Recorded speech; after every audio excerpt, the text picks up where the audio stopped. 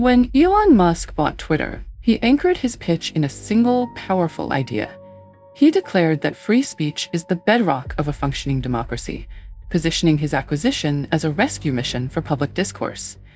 He repeatedly described the platform as a de facto digital town square and branded himself a free speech absolutist. The message was clear. Under his ownership, any legal speech would be allowed. But there is a massive catch in how digital free speech actually operates.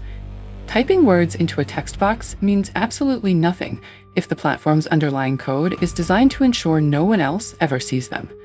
True expression on the internet relies entirely on what the recommendation algorithm decides to amplify.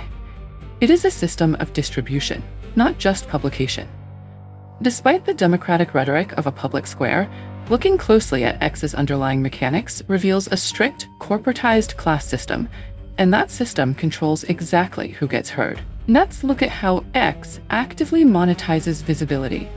The platform's own documentation clearly ties algorithmic reach to its premium subscriptions. A monthly premium subscription functions as a financial shortcut for reach.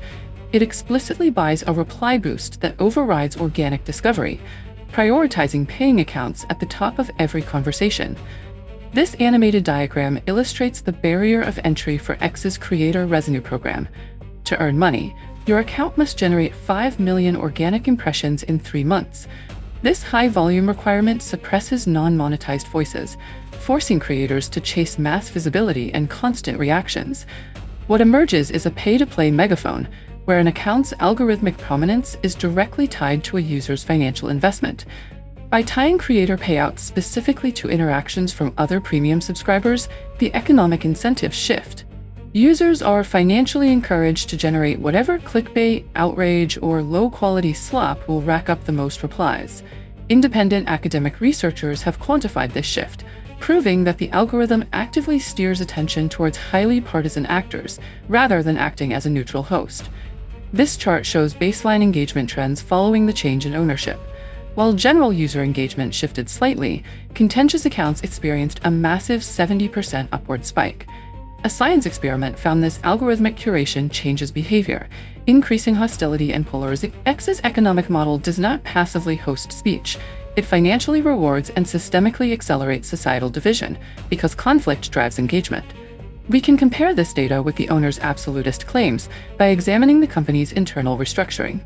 Following the acquisition, X severely gutted its moderation guardrails, firing roughly 80% of its trust and safety engineers.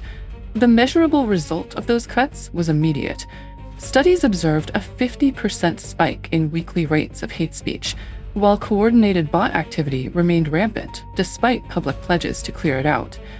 There is also the issue of owner-level discretion. When major journalists published coverage criticizing him, Musk abruptly suspended their accounts, punishing detractors while simultaneously claiming to protect total free expression. But the ultimate manual override occurred behind the scenes. Annoyed that one of his own posts underperformed compared to a tweet from the US president, Musk reportedly forced a dedicated team of 80 engineers to artificially inflate the visibility of his personal account. A town square ceases to be neutral when its rules are entirely subjective, selectively enforced, and manipulated to serve the platform owner's personal agenda. Society has to stop evaluating X based on the mythological claims of its owner. We need to judge the platform by what its code and its financial structures prove it to be. The data points to a clear definition. X is a privately owned attention market optimized for paying clients, not a public communications utility. The noble language of free speech is actively being deployed as a shield. It obscures an engagement-driven business model that profits off of anger. True digital free speech requires an equal, unmanipulated opportunity to surface in the public feed, independent of corporate or personal incentives. On X, a user's voice is only as loud as their wallet, their willingness to generate outrage, and their obedience to the owner.